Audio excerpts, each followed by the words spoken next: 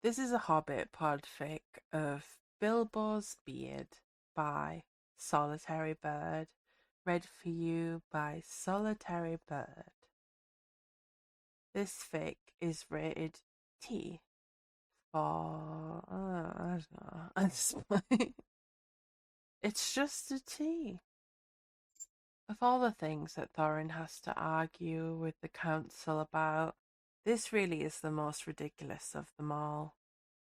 He's determined that Bilbo is the only consort he will take, and the council is equally determined to ensure that Bilbo isn't appointed to such a position.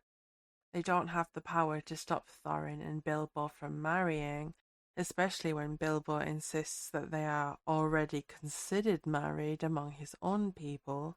Not acknowledging that would be a step entirely too far into disrespect, even for Dane. Not that Thorin would ever let them interfere in his marriage. There are some things that kings are still allowed to decide on their own. So they had married properly, in the dwarven way too.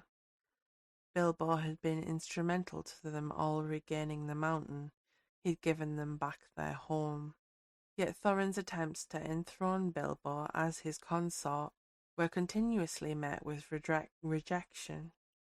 It's taken literal weeks' worth of arguing to get a straight answer as to why, and then they have the audacity to tell him all of this is because Bilbo is a little challenged when it comes to follicles. Bilbo doesn't have a beard. Bilbo doesn't have a beard, and that's the stupid reason the council has been holding back on their approval. Thorin doesn't even know how he's supposed to bring this up to Bilbo.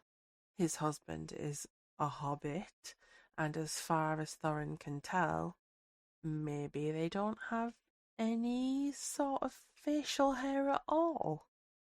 Thinking back over all the time that he's known Bilbo on the quest, not even once has he ever seen the suggestion of a 5 o'clock shadow on his dear hobbit's face, even after losing him in the mountains or the terrible business in Mirkwood. His face had been as smooth as a baby's bottom. His fellow dwarfs were of little practical help to the cause.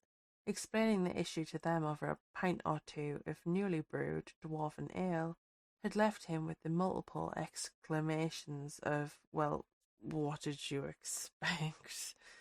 Dwalin had clapped him on the back, though. That was worth something.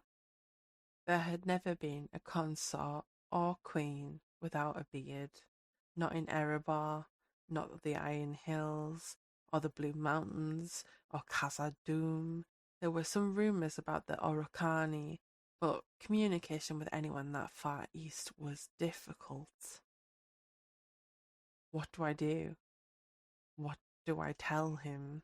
Thorin had groaned, banging his head off of the table loud enough to rattle all of the mugs and get himself a glare from the landlord of the pub, who was cleaning a glass with a wet rag. The truth, Norrie said, scaring the life almost clear out of everyone as he pushed his way into the booth they had all squeezed themselves into. It's going to be a bugger to explain, though. How's the beard's more than just a beard around dwarves? Gloin stated as he stroked his own fine red one. That's the problem indeed, explaining the cultural context of it, the spiritual ramifications of Bilbo not having one. Thorin goes to bed drunk. Bilbo, who had fallen asleep with a book over his face, snored gently. He must have been trying to keep himself awake so that he could see Thorin home safe. Bilbo was prone to being a little anxious about such things since Ravenhill. In the sober light of the morning, Thorin was hungover, painfully so, but all of his own doing. Bilbo was waiting in the little kitchen he had insisted be made for their suite. The royal family was meant to dine with the court for all 3 meals, but Bilbo had put his foot down on making his own breakfast at the very least. He'd actually once threatened to run back to the Shire if he couldn't eat what he wanted when one of the lords of the court criticised Bilbo's food choices. There was also the fact that Bilbo's Hobbit constitution demanded he eat 7 meals a day in order to keep himself in optimal health. Finding that out after the quest was completed had been profoundly upsetting for all the company, but especially Thorin and Bomber. Needless to say, Bilbo got his kitchen plus a garden and a storeroom. There were pancakes, a variety of fruits, and what looked like several rashers of bacon piled on plates across the table. Bilbo had his back turned to Thorin as he cooked something else on the fire. "What's wrong?" Bilbo asked.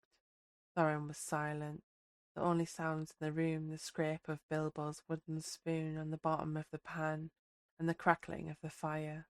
What's wrong?" Bilbo asked again.